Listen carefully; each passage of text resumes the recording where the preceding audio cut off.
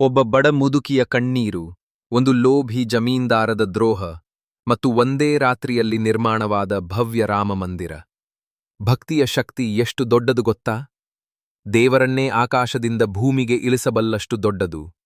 ಇದು ಕಲಿಯುಗದ ಶಬರಿಯ ಕಥೆ. ಒಬ್ಬ ಸಾಮಾನ್ಯ ಮಹಿಳೆಯ ಅಸಾಮಾನ್ಯ ಭಕ್ತಿಯ ಅದ್ಭುತ ಭಾಗ್ಯ. ಕಲಿಯುಗದ ಶಬರಿ, ಹನುಮಂತ ಕಟ್ಟಿದ ರಾಮಮಂದಿರ. ಒಂದು ಸಣ್ಣ ಹಳ್ಳಿಯ ಹೆಸರು ಮಾನಸಿಪುರ. ಆ ಊರಿನಲ್ಲಿ 70 ವರ್ಷದ ರಾಮಭಕ್ತೆಯಾದ ಒಬ್ಬ ಮುದುಕಿ ವಾಸಿಸುತ್ತಿದ್ದಳು. ಅವಳಿಗೆ ಲೋಕದಲ್ಲಿ ಯಾವುದಕ್ಕೂ ಆಸೆ ಇರಲಿಲ್ಲ. ಒಂದೇ ಒಂದು ಕನಸು ಮಾತ್ರ ಇತ್ತು. ನನ್ನ ಪ್ರಾಣ ಇರುವವರೆಗೆ ನಾನು ಕಷ್ಟಪಟ್ಟು ದುಡಿದು ನನ್ನ ಊರಿನಲ್ಲಿ ಒಂದು ಸುಂದರ ರಾಮಮಂದಿರ ಕಟ್ಟಬೇಕು ಎಂಬುದು ಅವಳ ಜೀವನದ ಧ್ಯೇಯ. ಆದರೆ ಅವಳ ಹೃದಯ ದೇವರಿಗಿಂತಲೂ ದೊಡ್ಡದು. ಯಾರಾದರೂ ಕಷ್ಟದಲ್ಲಿ ಇದ್ದರೆ ತನ್ನ ಬಳಿ ಇಟ್ಟುಕೊಂಡಿದ್ದ ಹಣವನ್ನೇ ಕೊಡುತ್ತಾಳೆ. ಬಡವರ ಮದುವೆ, ಅನಾರೋಗ್ಯ, ಹಸಿವು ಎಲ್ಲಕ್ಕೂ ಸಹಾಯ ಮಾಡುತ್ತಾಳೆ. ಅವಳು ನಿಧಾನವಾಗಿ ದೇವಾಲಯಕ್ಕಾಗಿ ಹಣ ಸಂಗ್ರಹಿಸುತ್ತಿದ್ದಳು. ಆ ಊರಿನ ಜಮೀನ್ದಾರನು ಬಹಳ ಲೋಭಿ. ಅವನಿಗೆ ಹಣವೇ ಪ್ರಾಣ.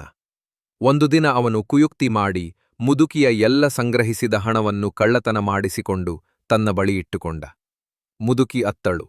ಜನರ ಬಳಿ ಸಹಾಯ ಕೇಳಿದಳು. ಆದರೆ ಜಮೀನ್ದಾರದ ಭಯದಿಂದ ಯಾರೂ ಮುಂದೆ ಬರಲಿಲ್ಲ. ಕೊನೆಗೆ ಅವಳು ದೇವಾಲಯ ನಿರ್ಮಾಣವಾಗಬೇಕಾದ ಜಾಗಕ್ಕೆ ಹೋಗಿ ರಾಮ ರಾಮ ರಾಮ ಎಂದು ಜಪ ಮಾಡುತ್ತಾ ಅಲ್ಲೇ ಮಲಗಿಬಿಟ್ಟಳು. ಅದ್ಭುತ ರಾತ್ರಿ. ಆ ರಾತ್ರಿ ಆಕಾಶದಲ್ಲಿ ಒಂದು ದಿವ್ಯ ಪ್ರಕಾಶ. ಅಲ್ಲಿ ಪ್ರತ್ಯಕ್ಷರಾದವರು ಹನುಮಂತ. ಹನುಮಂತನು ತನ್ನ ವಾನರ ಸೇನೆಯನ್ನು ಕರೆಸಿಕೊಂಡು ಹೇಳಿದನು, ವಾನರ ಸೇನೆ, ತ್ರೇತಾಯುಗದಲ್ಲಿ ರಾಮನ ಸೇತುವೆ ಕಟ್ಟಲು ಹೇಗೆ ಸಹಾಯ ಮಾಡಿದ್ದೀರೋ ಹಾಗೆಯೇ ಈ ಕಲಿಯುಗದ ಶಬರಿಗಾಗಿ ರಾಮಮಂದಿರ ಕಟ್ಟೋಣ. ಎಲ್ಲರೂ ಹೇಳಿ, ಜೈ ಶ್ರೀರಾಮ್, ಜೈ ಶ್ರೀರಾಮ್ ಎಂಬ ಘೋಷಣೆ ಗಗನ ಮುಟ್ಟಿತು. ಒಬ್ಬೊಬ್ಬರು ದೊಡ್ಡ ಕಲ್ಲುಗುಟ್ಟೆಗಳನ್ನು ತಂದು ಅಮೃತಶಿಲೆಗಳನ್ನು ಜೋಡಿಸಿ ಒಂದೇ ರಾತ್ರಿಯಲ್ಲಿ ಭವ್ಯ ರಾಮಮಂದಿರವನ್ನು ನಿರ್ಮಿಸಿದರು. ಬೆಳಗಿನ ಆಶ್ಚರ್ಯ. ಬೆಳಿಗ್ಗೆ ಮುದುಕಿ ಕಣ್ಣು ತೆರೆದಾಗ ಅವಳು ಗರ್ಭಗುಡಿಯಲ್ಲಿ. ಮುಂದೆ ದಿವ್ಯವಾಗಿ ಪ್ರತ್ಯಕ್ಷವಾಗಿದ್ದವು ಶ್ರೀರಾಮ ಮತ್ತು ಸೀತಾದೇವಿಯವರ ವಿಗ್ರಹ. ಅವಳು ನಂಬಲಾರದೆ ಹೊರಗೆ ಬಂದಳು. ಆಚೆ ಜಮೀನ್ದಾರ ಮತ್ತು ಊರಿನ ಜನರು ನಿಂತಿದ್ದರು.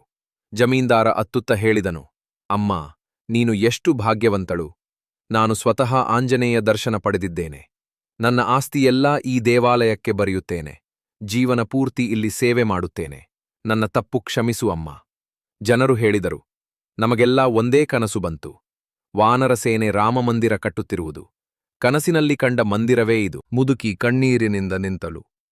ಅಯ್ಯೋ, ಇವರಿಗೆ ಹನುಮಂತನ ದರ್ಶನ ಸಿಕ್ಕಿದೆ, ನನಗೆ ಮಾತ್ರ ಸಿಕ್ಕಿಲ್ಲ. ನಾನು ದುರಾದೃಷ್ಟವಂತಳು ಎಂದು ದುಃಖದಲ್ಲಿ ದೇವಾಲಯದ ಗೋಡೆಯ ಬಳಿ ತಲೆಯನ್ನು ಹೊಡೆಯಲು ಯತ್ನಿಸಿದಳು. ದಿವ್ಯ ದರ್ಶನ ಅಷ್ಟರಲ್ಲಿ ಆಕಾಶದಿಂದ ಒಂದು ಮಧುರ ಕೂಗು, ಅಮ್ಮಾ. ಮುದುಕಿ ಮೇಲಕ್ಕೆ ನೋಡಿದಳು. ಅಲ್ಲಿ ದಿವ್ಯ ರೂಪದಲ್ಲಿ ಹನುಮಂತ, ಅವರ ಭುಜದ ಮೇಲೆ ಶ್ರೀರಾಮ ಮತ್ತು ಸೀತಾದೇವಿ ಕಂಗೊಳಿಸುತ್ತಿದ್ದರು. ರಾಮನು ಮೃದುವಾಗಿ ಹೇಳಿದರು, ಅಮ್ಮ, ನಾನೇ ನಿನ್ನ ಪ್ರಾಣವಾಗಿರುವಾಗ ನಿನಗೆ ನನ್ನ ದರ್ಶನ ಬೇಡವೇ? ಇಂದಿನಿಂದ ಈ ಊರಿನ ಜನರು ನಿನ್ನನ್ನು ಕಲಿಯುಗದ ಸೀತಾರಾಮ ಶಬರಿ ಎಂದು ಕರೆಯುತ್ತಾರೆ.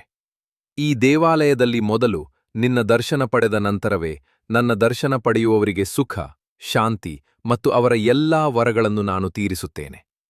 ಮುದುಕಿ ಸಂತೋಷದ ಕಣ್ಣೀರಿನಲ್ಲಿ ನೆಲಕ್ಕೇ ಮಣಿದು ರಾಮ ಎಂದು ಕೂಗಿದಳು.